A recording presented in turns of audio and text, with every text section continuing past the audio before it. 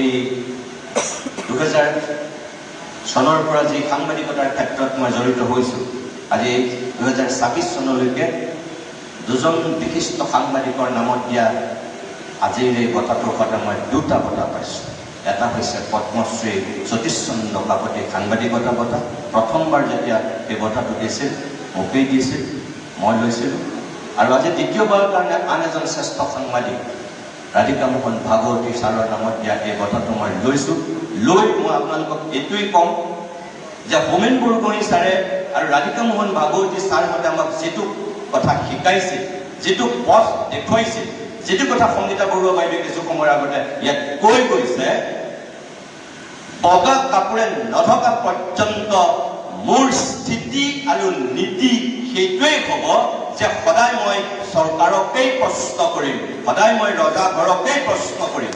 যিমান শক্তিশালী ৰাজনৈতিক নেতা মুখ্যমন্ত্ৰী নহওক কিয়, প্ৰধানমন্ত্ৰী নহওক কিয়, এজন সাংবাদিকৰ দায়িত্ব মই ভাবোঁ যে সদায় মুখ্যমন্ত্ৰী বা প্ৰধানমন্ত্ৰীক প্ৰশ্ন কৰা, তাৰপিছতহে বিৰোধী দলক প্ৰশ্ন কৰা। 2016 চনত যেতিয়া ইয়াৰ কংগ্ৰেছ চৰকাৰ আছিল, তেতিয়া সাংঘাতিক ধৰণে কংগ্ৰেছৰ দুৰ্নীতি ভ্ৰষ্টাচাৰ উদঙোৱা এটা শক্তিশালী ভূমিকা মই গ্ৰহণ কৰিছিলোঁ, মই দাবী কৰিব পাৰোঁ। তৰুণ গগৈ ডাঙৰীয়াৰ গড় হত্যা, তৰুণ গগৈ ডাঙৰীয়াৰ দিনত ৰাকেশ পালৰ নেতৃত্বত হোৱা APSCৰ ঘোৰ জঘন্য কেলেংকাৰী, চাকৰি নিলাম বজাৰৰ পৰা ধৰি সকলোবিলাক ভ্ৰষ্টাচাৰ উদাত্ত কণ্ঠৰে মই টেলিভিছনৰ মঞ্চত থাকি উদঙাই দিছোঁ। অকল মুখেৰে কোৱাই নহয়, বাতৰি কাকততো মই কেইবাটাও আৰ্টিকল লিখিছিলোঁ। তৰুণ গগৈ ডাঙৰীয়াকে যেতিয়া যিদিনাখন তেওঁ ঝাৰু মাৰিছিল, এই তেওঁ কঁকাল বিষ হোৱা সেই মানুহজনে, যিজনে তেওঁ তেতিয়া তেওঁ কোন চেয়াৰ নহ'লে বহিবই নোৱাৰে, সেই মানুহজনে যেতিয়া এডাল ঝাৰু লৈ ৰাস্তাত যেতিয়া ঝাৰু মাৰিছিল, সেইদিনাখন পিছদিনাখনে মই আমাৰ প্ৰতিদিনত এটা ফ্ৰণ্ট পেজত আৰ্টিকল লিখিছিলোঁ, মুখ্যমন্ত্ৰী তৰুণ গগৈ আৰু ঝাৰু বুলি।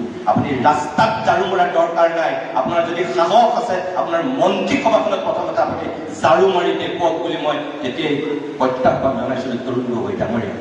আৰু মই আজিও আপোনালোকক, আজি যেতিয়া বিজেপি চৰকাৰ এই 2 বছৰ হৈছে, এই চৰকাৰখন অনাৰ ক্ষেত্ৰত মোৰো অৱদান আছে। ব্যক্তিগতভাৱে মই সৰ্বানন্দ সোণোৱালৰ হৈ মই কবিতা আবৃত্তি কৰিছিলোঁ। 14 চনত গুজৰাটলৈ মই মোৰ ৰাজনৈতিক সম্পাদকক পঠিয়াই দি মই তৰুণ গগৈ অসম ভাৰ্চেছ নৰেন্দ্ৰ মোদীৰ গুজৰাট মই তুলনা কৰিছিলোঁ। অসমৰ উন্নয়ন আৰু গুজৰাটৰ উন্নয়ন মই দেখুৱাইছিলোঁ। তেতিয়া মোক বহুতেই বিজেপিৰ দালাল সজাই দিছিল।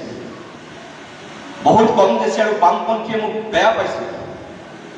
2016 চনৰ নিৰ্বাচনৰ 24 ঘণ্টাৰ আগত যেতিয়া হীৰেণ গোহাঁই ছাৰৰ নেতৃত্বত 42 জন বুদ্ধিজীৱীয়ে সংবাদ মেলি বিজেপি ভোট দিব নালাগে বুলি কৈছিল, সেইদিনাখন একমাত্ৰ মই অসমৰ সাংবাদিক আছিলোঁ। ৰাতিলৈ টেলিভিছনত মই অকলে অকলে ছাৰক প্ৰশ্ন কৰিছিলোঁ, বুদ্ধিজীৱীসকলক প্ৰশ্ন কৰিছিলোঁ, বিজেপিক যদি ভোট দিব নালাগে কাক ভোট দিব লাগে সেই কথাটো আপোনালোকে কিয় নক'লে? মই প্ৰশ্ন কৰিছিলোঁ। সেই সময়ত আজি ছাৰহঁতৰ কথাটো সঁচা হৈছে, মই স্বীকাৰ কৰোঁ। কিন্তু সেই সময়ত মই যিটো স্থিতি লৈছিলোঁ সেইটো সময়ৰ দাবী আছিল। আৰু তেতিয়া বহুতৰ কাৰণে মই বিজেপিৰ দালাল, আৰু আজি একেই চৰকাৰখনৰ বিৰোধিতা কৰাৰ কাৰণে এতিয়া আকৌ কংগ্ৰেছৰ মই দালাল। মই এই কথাটো আপোনালোকক কিয় কৈছোঁ যে আজি সংগীতা বাইদেৱে যিটো কথা কৈ থৈ গৈছে যে চৰকাৰৰ প্ৰশংসা পাবৰ কাৰণে সংবাদ মাধ্যমৰ আচলতে সাংবাদিকৰ কোনো ভূমিকা হ'ব নালাগে।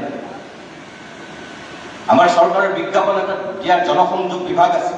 ভাল কাম প্ৰচাৰ কৰিবৰ কাৰণে জনসংযোগ বিভাগে সকলোবিলাক কৰিব।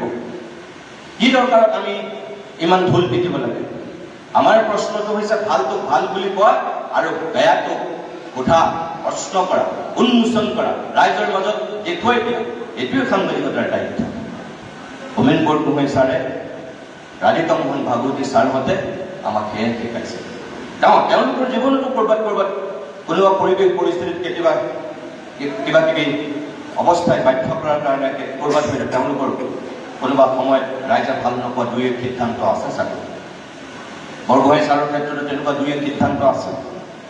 কিন্তু তাৰপিছত ৰাইজৰ পক্ষত থাকি কাম কৰা নাছিল, কৰিছিল।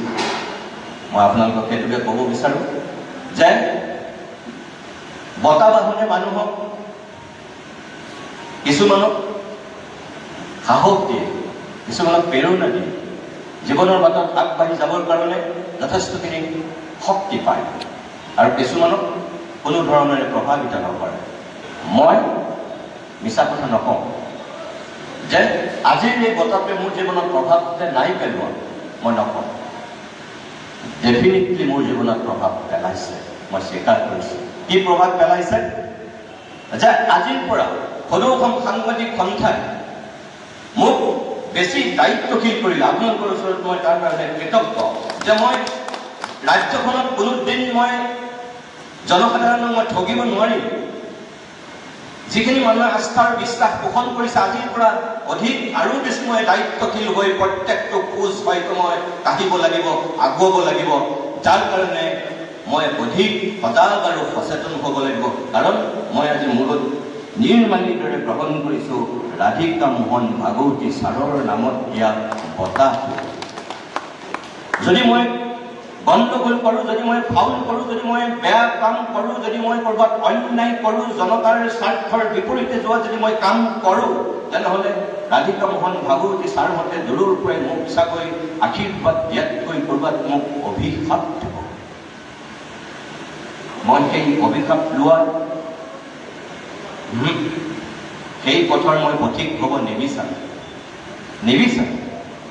যিদিনাখনলৈকে জীয়াই থাকিম নিষ্ঠা আৰু সততাৰে, সাহসেৰে, ৰাজ্যখনৰ বৃহত্তৰ স্বাৰ্থৰ খাতিৰত সদায় সিংহৰ দৰে যাতে উজৰিব পৰাকৈ জীয়াই থাকিব পাৰোঁ, তাৰ কাৰণেহে আপোনালোকে মোক আশীৰ্বাদ দিয়ক, তাৰ কাৰণেহে আপোনালোকে মোক শুভেচ্ছা। মোক বেলেগ একো নালাগে।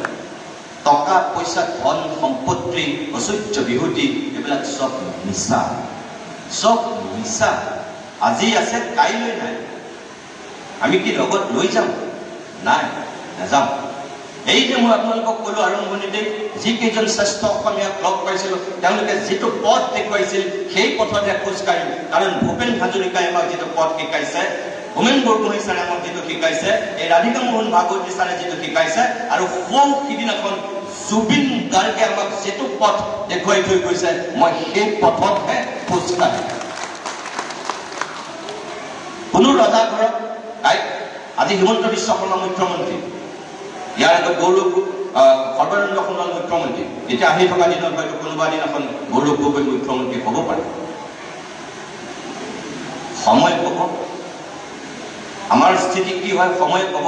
আজি বহুতেই ভাবিছে যে আমি হিমন্ত বিশ্ব শৰ্মাক অকল সমালোচনা কৰোঁ, গৌৰৱ গগৈক সমালোচনা নকৰোঁ। মই আপোনালোকক আজিয়ে কৈ থৈ গৈছোঁ, যিদিনাখন মুখ্যমন্ত্ৰীৰ আসনত গৌৰৱ গগৈ বহিব, আপোনালোকক মই ক'ব পাৰোঁ, বহুত হাত হৈ ক'ব পাৰোঁ, সেই দিনাখনৰ পৰাই গৌৰৱ গগৈ হিমন্ত বিশ্ব শৰ্মাৰ কোনো এক বিন্দু আমি এৰি নিদিম যদি গৌৰৱ গগৈ মুখ্যমন্ত্ৰী হয়। কাৰণ শাসনত থকাবিলাককে আমি প্ৰশ্ন কৰোঁ। আজি গৌৰৱ গগৈ নাই সেই পজিশ্যনত। গৌৰৱ গগৈ কি বুলি প্ৰশ্ন কৰে? অখিল গগৈ আজি বিধায়ক, লুৰিণজ্যোতি গগৈ বিধায়ক হয় নাই, সাংসদ হয় নাই। বহুতেই প্ৰশ্ন কৰে যে আপুনি অখিলক প্ৰশ্ন নকৰে, লুৰিণক প্ৰশ্ন নকৰে, গৌৰৱ গগৈক প্ৰশ্ন নকৰে, অকল আপুনি মুখ্যমন্ত্ৰীক প্ৰশ্ন কৰে। আৰে চৰকাৰ কোনে চলাইছে? মুখ্যমন্ত্ৰীৰ আসনত কোন আছে? ৰাহুল গান্ধী প্ৰধানমন্ত্ৰী হোৱা নাই, নৰেন্দ্ৰ মোদী প্ৰধানমন্ত্ৰী হৈছে। নৰেন্দ্ৰ মোদী প্ৰধানমন্ত্ৰী হ'বৰ কাৰণে আমি ব্যাকুল হৈছোঁ। আমি আশা কৰিছিলোঁ যে মনমোহন সিঙৰ সেই ব্যক্তিত্বহীন নেতাগৰাকীতকৈ এজন ব্যক্তিত্ব সম্পন্ন ৰাষ্ট্ৰনেতা হয়তো ভাৰতবৰ্ষই পাব, ভাৰতবৰ্ষক বেলেগ দিশলৈ লৈ যাব। আমি আশা কৰিছোঁ, সেইকাৰণে আমি মোদীক সমৰ্থন কৰিছিলোঁ। আৰু তাৰপিছত আমি চকু মুদি সকলো সমৰ্থন কৰিম নেকি? বেয়াটো বেয়া বুলি আমি নকম, কম। ভালটো ভাল বুলি আমি যেনেকৈ কম, বেয়াটো আমি বেয়া বুলি কম। আজি হিমন্ত বিশ্ব শৰ্মাৰ অকল কি বেয়া কামেই হৈছে নেকি? নাই, যিখিনি ভাল কাম হৈছে ভাল বুলি কৈছোঁ আৰু আগলৈকো কম। কিন্তু একেটা সময়তে যিখিনি বেয়া হৈছে সেই বেয়াটো বেয়া বুলি 100 বাৰ কম। কোনোবাই ভালেই কম, কোনোবাই বেয়াই কম। আজি যিটো অসমৰ সমাজ জীৱনত যিটো ৰাজনীতিৰ নামত যিটো বিষাক্ত বিষ সিঁচি দিয়া হৈছে, ৰাষ্ট্ৰৰ নেতাৰ দায়িত্ব কেতিয়াও মানুহৰ মাজত বিষাক্ত বিষ বিভেদৰ বিষ সিঁচাটো নহয়, সমাজখনক সমাজ কৰি ৰখা, মানুহক একত্ৰিত সম্প্ৰীতি সমন্বয়ে গঢ়া। কোনো নেতাৰ দায়িত্ব ভাগ ভাগ কৰা নহয়। আজি ক'ৰবাত তেনেকুৱা হৈছে? মানুহক হিন্দু মুছলমান খ্ৰীষ্টান কৰি ভাগ ভাগ কৰি দিয়া হৈছে অকল ভোটৰ স্বাৰ্থত। ভূপেন হাজৰিকাই আমাক সেয়া শিকাইছিলে নেকি? জ্যোতিপ্ৰসাদে আমাক সেয়া শিকাইছে নেকি? বিষ্ণু ৰাভাই আমাক সেয়া শিকাইছে নেকি? জুবিন গাৰ্গে সৌদিনাখন আমাক কি কৈ থৈ গৈছে? মোৰ কোনো জাতি নাই, মোৰ কোনো ধৰ্ম নাই, মোৰ কোনো ভগৱান নাই বুলি কৈ থৈ গৈছে। মানুহে ভগৱান বুলি কৈ থৈ গৈছে। গতিকে আমি সকলো মানুহ হৈ জীয়াই থাকিম, আমি সকলো সাংবাদিক হৈ জীয়াই থাকিম। সাংবাদিকক কোনোবা ইয়াত খ্ৰীষ্টান, ইয়াত কোনোবা ইছলাম, ইয়াত কোনোবা হিন্দু হ'ব নোৱাৰিব। আৰু কোনোবাই যদি সেই সাংবাদিকৰ মাজত সেয়া ভাগ কৰিব বিচাৰে তাৰ প্ৰতিবাদ কৰিমেই। স্বয়ং মুখ্যমন্ত্ৰীয়ে সোধে আপুনি কোন? নামটো যেতিয়া কোনোবা ইছলাম ধৰ্মৰ হয়, আপুনিতো তেনেকৈ মোক প্ৰশ্ন কৰিবই। এজন মুখ্যমন্ত্ৰীয়ে তেনেকৈ কথা ক'ব লাগে নেকি? সাংবাদিকেই, সাংবাদিকৰ মাজত কোনো হিন্দু মুছলমান ভাগ কৰিব নোৱাৰিব মুখ্যমন্ত্ৰীয়ে। তেওঁ পাৱাৰত থাকিল বুলি সেই কৰ্তৃত্ব তেওঁক দিয়া হোৱা নাই, হ'ব নোৱাৰে। তেওঁ অনন্ত কালৰ কাৰণে অসমৰ মুখ্যমন্ত্ৰী হ'ব নোৱাৰে, যেনেকৈ নৰেন্দ্ৰ মোদী অনন্ত কালৰ কাৰণে ভাৰতবৰ্ষৰ প্ৰধানমন্ত্ৰী নহয়। আমি যেনেকৈ সাংবাদিক, আমাৰ সেই সততা, আমাৰ সেই সাহস থাকিব লাগিব। আমি প্ৰশ্ন কৰিমেই, আমি ভুলটো ভুল বুলি ক'ম আৰু ভালটোক আমি ভাল বুলি ক'ম। সেই সততা, সেই সাহস আমাৰ থকাটো উচিত। মই ভাবোঁ যে আজিৰ এই ৰাধিকা মোহন ভাগৱতী ছাৰৰ নামত দিয়া বঁটাটোৱে মোক সেইখিনিহে আশীৰ্বাদ হিচাপে, শক্তি হিচাপে মোৰ বুকুত খোদিত কৰাইছে, অধিক দায়বদ্ধ কৰাইছে। মই আকৌ আপোনালোকক কৈছোঁ, মই যোগ্য নোহোৱাৰ পিছতো মই বঁটাটো লৈছোঁ। লৈ মই এইটোৱেই ভগৱানৰ ওচৰত প্ৰাৰ্থনা কৰিছোঁ আৰু আপোনালোকৰ ওচৰতো মই শতকোটি প্ৰণাম জনাই মই এইটোৱেই ক'ম যে আপোনালোকে স্থিতিহীন মানুহ এজনক, নীতিহীন মানুহ এজনক মোৰ মাজত আপোনালোকে কোনো দিন দেখা নাপাওক। এজন স্থিতি আৰু এজন নীতিত থকা মানুহ হিচাপে, এজন সাংবাদিক হিচাপে আপোনালোকে মোক জানক, আহি থকা প্ৰজন্মই বুজক, মই সেইটোৱেই বিচাৰিম। তাৰ কাৰণে আপোনালোকৰ পৰা মই আশীৰ্বাদ বিচাৰিছোঁ, বেলেগে একো নাই। গতিকে পুনৰবাৰ সদৌখন সাংবাদিক সন্থাক ধন্যবাদ আৰু কৃতজ্ঞতা জনাইছোঁ। ৰাধিকা মোহন ভাগৱতী ছাৰক মই পুৰৰ সেৱা জনাইছোঁ। ছাৰ য'তেই আছে, ছাৰে দূৰৰ পৰা আশীৰ্বাদ দিয়ক। ছাৰৰ আশীৰ্বাদ শিৰত নিৰ্মালী হিচাপে লৈছোঁ আৰু আহি থকা দিনত এজন যুঁজাৰু হিচাপে জীয়াই থকাৰ ভীষ্ম প্ৰতিজ্ঞা কৰি মোৰ বক্তব্য পৰিমাণতে সামৰণি মাৰিছোঁ। নমস্কাৰ।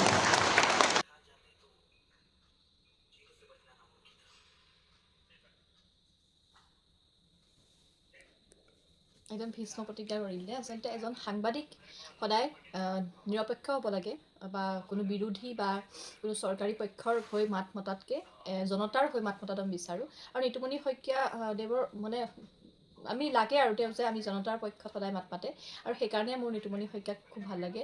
আমি আশা কৰোঁ আগলৈও তেওঁ তেনেকেই মাত মাতি থাকিব। আমি নাভাবোঁ কি তেওঁ হিমন্ত বিশ্ব শৰ্মাৰ বিপক্ষে যোৱা মানে গৌৰৱ গগৈৰ সপক্ষে, তেনেকুৱা বুলি নাভাবোঁ। যোন চৰকাৰত থাকে, যোনে চৰকাৰ চলাই আছে, তেওঁলোকক প্ৰশ্ন কৰাটো সাংবাদিকৰ মূল লক্ষ্য বুলি আমি ভাবোঁ। তেওঁলোকে প্ৰশ্ন কৰিব লাগে বিনা দ্বিধাই, কোনো ভয় শংকা নকৰি। গতিকে নিতুমণি শইকীয়াই আৰু দায়িত্ব আৰু নীতি আৰু স্থিতিত থাকি পেলাই কৰক, তাৰে আমি আশা কৰিলোঁ, তাৰে কামনা কৰিলোঁ। ধন্যবাদ।